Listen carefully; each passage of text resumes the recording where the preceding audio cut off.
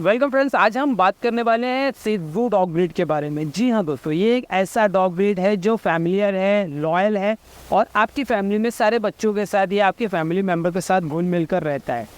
तो अगर आप भी एक शिज़ू डॉग ब्रीड लेने का प्लान कर रहे हैं या आपको भी शिज़ू डॉग ब्रीड के बारे में थोड़ी सी जानकारी चाहिए, तो आज की इस वीडियो में हम ये सारी जानकारी देंगे कि शिज़ू डॉग ब्रीड लेने से पहले हमें किन किन बातों का ध्यान देना चाहिए और शिज़ू डॉग ब्रीड लेने के बाद हमें किस तरह से उनका केयर करना चाहिए।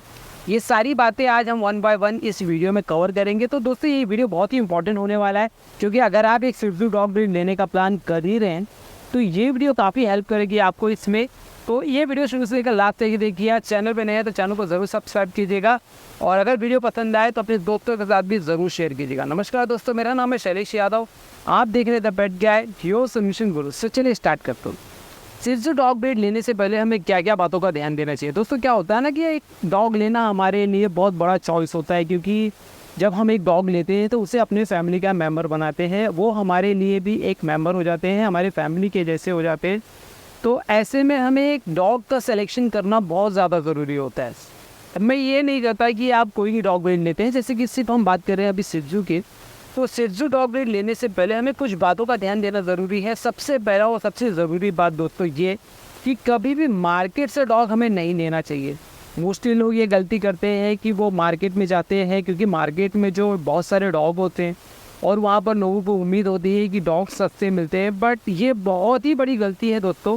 खासकर जो फर्स्ट टाइम ओनर होते हैं या जो न्यू पेरेंट्स होते हैं, जब वो नया डॉग लेने का प्लान करते हैं तो अक्सर ये गलती कर बैठते हैं, क्योंकि जब वो हमारे शॉप पर आते हैं या ब्रीडर के पास जाते हैं तो उनको जो है सस्ता डॉग चाहिए होता है। जो जैसे कि नॉर्मली अगर शिज़ू की हम बात करें तो शिज़ू डॉग ब्रीड जो है मिनिमम प्राइस जो है 16 to 70,000 होता है और क्वालिटी पर डिपेंड करता है क्वालिटी कैसा हो। 18,000, 20,000, 25,000, 30,000 तक चला जाता है विथ स्टेपर। तो यहाँ पर थोड़ा सा महंगा होता है, बट अगर वही वो मार्केट में जाते हैं तो उन्हें 10-12 हज़ार में शिज़ू डॉग ब्रीड मिल जाता है। बट ऐसा करना गलती है दोस्तों, क्योंकि अगर आप मार्केट से जब डॉग लेते हो तो क्या होता है ना, मार्केट में बहुत सारे डॉग होते हैं और वहाँ पर किसी न किसी को कोई ना कोई बीमारी होती है। अब जैसे कि गैस्ट्रो की बात करें या पार्वो की बात करें या डिस्टेम्पर की बात करें या रेबिस की बात करें, ये जितनी भी बीमारियाँ हैं ना, ये घातक होती हैं और कई बार जानलेवा भी हो जाती है। तो जब हम मार्केट से डॉग लेते हैं तो उन्हें ये सारी बीमारी होने का चांस होता है, जिसे हम घर पर जब लेकर आते हैं तो कुछ समय के बाद ये बीमारी उन्हें दिखने लगती है और कई बार जो है हम बहुत सारी दवा पानी कर देते हैं लेकिन उन्हें बचा नहीं पाते। तो कभी भी ऐसी गलती ना करें, आप मार्केट से डॉग ना लें, आप ब्रीडर से लें या शॉप वाले से लें। देखिए 3-4 हज़ार या 4-5 हज़ार का डिफरेंट आता है, बट क्या होता है ना, डॉग आपको अच्छा मिलता है। प्लस शॉप वाले या ब्रीडर जब आपको डॉग देते हैं तो वो एक श्योरिटी पे देते हैं, उसका बैकअप देते हैं आपको और बहुत सारी चीज़ें आपको समझाते थे। दूसरा, शिज़ू डॉग ब्रीड लेने से पहले हमें सबसे पहले उनका एज देखना होता है कि वो 40 डेज़ प्लस होनी चाहिए। बहुत सारे क्या करते हैं कि सोचते हैं हम छोटा पपी लेंगे, जो छोटा होगा घर में जल्दी एडजस्ट हो जाएगा, बट ये भी करना गलत है। क्योंकि अगर कम एज में अगर आप पपी लेते हैं तो वो ऑलरेडी बहुत ज़्यादा कमज़ोर होते हैं, उनका इम्यून सिस्टम बहुत ज़्यादा वीक होता है और ऐसे में क्या होता है, जब हम कम एज का पपी लेकर आ जाते हैं तो उनका सर्वाइव करना थोड़ा सा पॉसिबल नहीं हो पाता है, जिसकी वजह से कई बार उनकी डेथ भी हो जाती है। तीसरी बात, जब भी आप पपी शिज़ू डॉग ब्रीड लेते हैं, ब्रीडर से लेते हैं या शॉप वाले से लेते हैं, तो मेक श्योर उनका एक बार मेडिकल चेकअप ज़रूर करवा लें। जैसे कि अगर आज आपने डॉग लिया है तो आप जो नियर बाय डॉक्टर होंगे या वेट होंगे, जो पेट के डॉक्टर होते हैं, आप वहाँ पर एक बार विज़िट करें ताकि उनका हेल्थ चेकअप करा सके। उन्हें कोई मेजर इश्यूज़ नहीं है।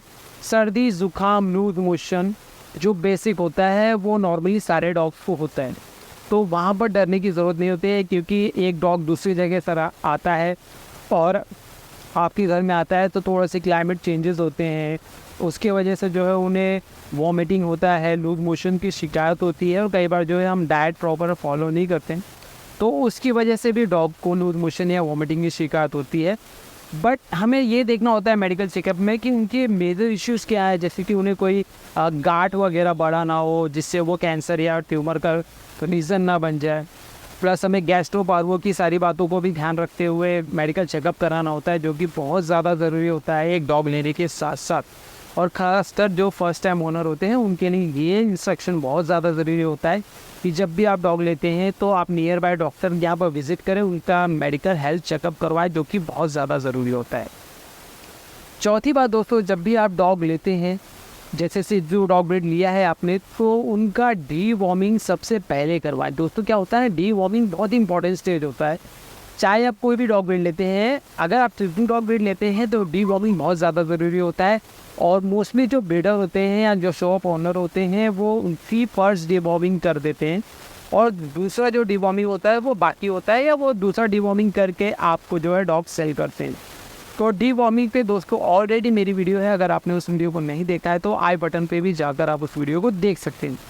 सो डी वॉर्मिंग में बेसिकली क्या होता है, जो हमारे पपीज़ होते हैं जब वो 30-35 डेज़ के हो जाते हैं तो उनके पेट में वॉर्म्स आने लगते हैं, कीड़े आने लगते हैं, और ये वॉर्म्स और कीड़ों की वजह से क्या होता है, उन्हें लूज मोशन होता है, वॉमिटिंग होता है, उनका भूख प्यास जो है वो कम होने लगता है, उन्हें स्किन इन्फेक्शन होने लगता है, उनके हेयर फॉल इश्यूज होने लगते हैं, इनका वेट जो है वो कम होने लगता है, और कई बार जो है ये मेजर इश्यूज बन जाते हैं जिसकी वजह से डॉग की कई बार जान भी चली जाती है। तो इस बात को कभी भी अनदेखा ना करें। जब भी आप सिट्ज़ू डॉग ब्रीड लेते हैं तो उसकी सबसे पहली जो काम करना है, आपको उसका डी वॉर्मिंग करना है। पांचवी बात दोस्तों, जब भी आप डॉग लेते हैं तो आप ये मेक श्योर कर ले कि वो वीक ना हो। क्या होता है ना कि कई बार जो डॉग होते हैं जब हम उन्हें लेते हैं तो वो स्टार्ट से ही काफ़ी ज़्यादा लेज़ी होते हैं। जब हम शॉप से लेते हैं या जब ब्रीडर से लेते हैं तो देखते हैं कि वो डॉग कोई रिएक्ट नहीं कर रहा है, ज़्यादा एक्टिव नहीं है, तो वहाँ पर आप इन्वेस्ट ना करें। क्या होता है कि आप ऐसी जगह पर इन्वेस्ट कर रहे हैं जब आपको पता चल रहा है कि वो डॉग लेज़ी है या थोड़ा सा वीक दिख रहा है, तो आप वहाँ पर इन्वेस्टमेंट ना करें, क्योंकि ऐसे में क्या होता है, आप ऐसा डॉग लेकर आ जाएंगे जो पहले से बीमार हो, और ऐसा डॉग अगर आप लाते हैं तो आप समझ सकते हैं कि वहाँ पर वो डॉग जो है बीमार होते जाएंगे, अननेसेसरी आपके खर्चे जो है वो बढ़ते जाते हैं, तो आप वहाँ पर डॉग ना लें। छठी बात दोस्तों ये है कि जब भी आप डॉग लेते हैं तो आप उसकी वैक्सीनेशन के सारे रूल्स फॉलो करें। बहुत सारे लोग जो होते हैं वो जब डॉग ले लेते हैं तो उसको वैक्सीनेशन नहीं कराते, उन्हें लगता है कि वैक्सीन कराना ज़रूरी नहीं है। पर दोस्तों वैक्सीनेशन बहुत ज़्यादा ज़रूरी होता है एक डॉग के लिए, क्योंकि वैक्सीनेशन में सिर्फ वैक्सीन नहीं होता है, उनमें बूस्टर होता है, उन्हें बीमारी से लड़ने की शक्ति होती है, उनमें रेबीज़ का भी टीका होता है, और बहुत सारी चीज़ें होती है जो एक डॉग के हेल्थ के लिए ज़्यादा ज़रूरी होता है। तो मान लीजिए अगर आपने डॉग ले लिया है, उसकी आपने वैक्सीन नहीं कराई, तो ऐसे में क्या होता है, उनका इम्यून सिस्टम वीक होने लगता है, जिसकी वजह से वो बार बार बीमार पड़ते हैं। दूसरा, उनको रेबीज़ का खतरा बना रहता है, जो कि रेबीज़ आप सभी जानते होंगे कि रेबीज़ एक जानलेवा बीमारी है, जो कि हमारे लिए भी जानलेवा है और एक डॉग के लिए भी जानलेवा है। जो आप जब एंटी रेबीज़ का टीका लगवाते हैं तो ऐसे में आपका डॉग सेफ हो जाता है, प्लस आपको अगर वो बाइट भी करता है तो आपको किसी भी तरह का कोई प्रॉब्लम देखने नहीं मिलता है। तो आप रेबीज़ का ज़रूर टीका लगवाएं। प्लस गैस्ट्रो पार्वो का, डिस्टेंपर का भी टीका लगता है, जिसमें उन्हें फ्यूचर में अगर ये कोई बीमारी होने वाली होती है तो वो भी नहीं होती है। तो वैक्सीनेशन बहुत ज़्यादा ज़रूरी है। देखिए जैसे कि ये बहुत ज़्यादा एक्टिव है, हाइपर एक्टिव है, और उसके लिए बहुत ज़्यादा ज़रूरी है कि उनका डाइट प्लान बहुत ज़्यादा ज़रूरी होता है। देखिए डॉग लेने के बाद सातवीं और सबसे इम्पोर्टेंट चीज़ होती है दोस्तों कि आप उनका डाइट प्लान मेंटेन करें। क्या होता है ना कि डॉग को डाइट की बहुत ज़्यादा ज़रूरी होती है। अगर आप डाइट प्लान बराबर रखते हैं तो आपका डॉग हमेशा एक्टिव बना रहता है। तो मोस्टली लोग ये गलती करते हैं। देखिए अगर आप डॉग का डाइट प्लान परफेक्ट रखते हैं तो डॉग हमेशा हेल्दी बना रहता है। उसके लिए सबसे ज़्यादा ज़रूरी है कि आप एक ऐसा फूड का सिलेक्शन करें जो बेस्ट हो, क्योंकि बहुत सारे लोग क्या सोचते हैं कि एक डॉग ले लिया है तो सिर्फ उसका पेट ही भरना है, तो वैसे में वो कई बार लोगों के बहकावे में आ जाते हैं और एक ऐसा फूड सेलेक्ट कर लेते हैं जो कि वर्थ नहीं होता है, या कि बोल सकते हैं उसमें वो सारे न्यूट्रिशन, प्रोटीन, फाइबर वगैरह नहीं होते हैं जो एक डॉग के हेल्थ के लिए ज़्यादा ज़रूरी होता है।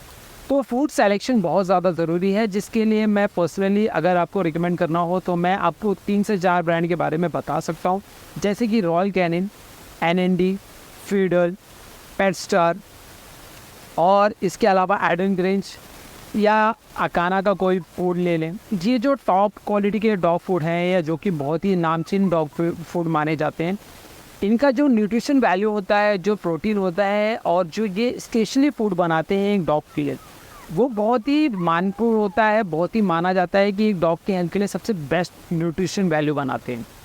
तो जब भी आप डॉग लेते हैं तो उनका फूड का जो चयन करना या सिलेक्शन करना सबसे ज़्यादा ज़रूरी हमारे लिए होता है। और दोस्तों बहुत सारे लोग जो है बार बार फूड भी बदलते हैं, तो बार बार फूड नहीं बदलना चाहिए। अगर आप बार बार फूड बदलते हैं तो ऐसे में उनके डाइजेशन पर काफ़ी ज़्यादा इम्पैक्ट पड़ता है, जिससे उनके लीवर डैमेज होने का चांस होता है। तो आपको फूड फीडिंग करने का एक शेड्यूल बनाना होता है। जैसे मॉर्निंग में अगर आप 8 बजे फूड उन्हें सर्व करते हैं तो हर 4 घंटे का गैप देके आपको दिन में 4 बार उन्हें फीड करना होता है। जैसे पहले आपने फूड दिया 8 बजे, दूसरा जो है मील हो आपको देना है 4 घंटे का गैप करके 12 बजे, फिर 4 घंटे का गैप देके आपको 6 बजे, फिर 4 घंटे का गैप देके आपको लगभग 10 बजे एक आखिरी मील देना होता है। अगर आपके पप्पी का एज जो है 40 से 70 डेज़ के बीच में है या 30 से 70 डेज़ के बीच में है, तो वहाँ पर आप कोई भी स्टार्टर फूड ले लें, उसे पानी में जो है आपकी ज़रूरत के हिसाब से पानी लें और उसमें उसे सोक कर दें।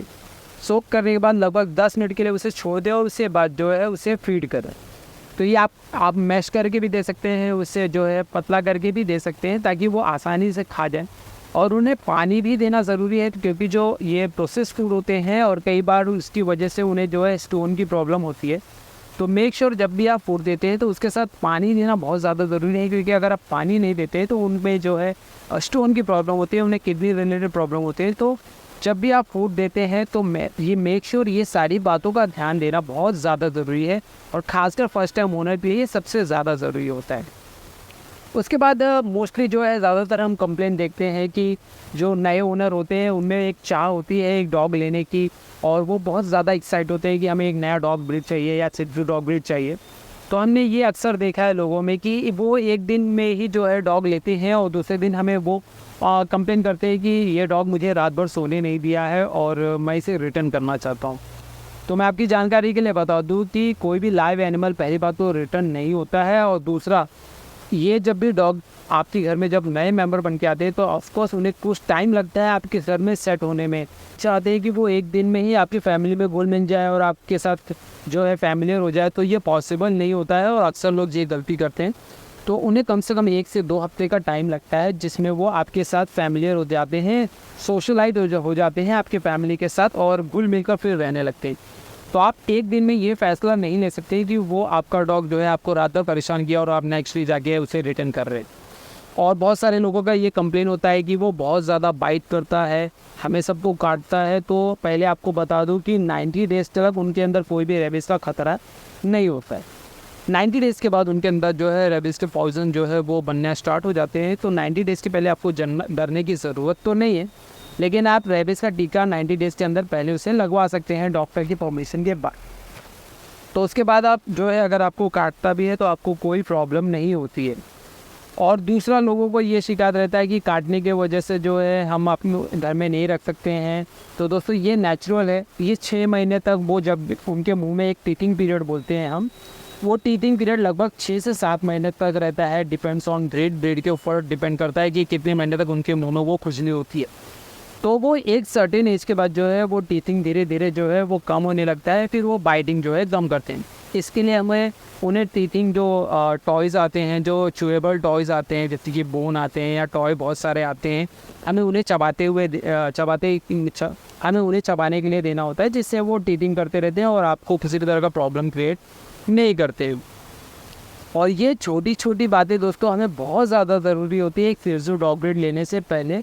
और ये वीडियो में मैंने यही सारी बातों को कवर किया है, और अगर आप एक शिट्ज़ू डॉग ब्रीड लेना चाहते हैं तो इन सारी बातों का ध्यान देना बहुत ज़्यादा ज़रूरी है। उम्मीद करता हूँ दोस्तों ये वीडियो आपको पसंद आई होगी, और अगर ये वीडियो पसंद आई हो तो लाइक कीजिएगा, अपने दोस्तों में शेयर कीजिएगा और सब्सक्राइब ज़रूर कीजिएगा, और उन दोस्तों के साथ भी शेयर कीजिएगा जिनको जो है शिट्ज़ू डॉग ब्रीड लेना चाहते हैं। मिलते हैं अगली वीडियो में कुछ नए टॉपिक के साथ, तब तक के लिए जय हिंद।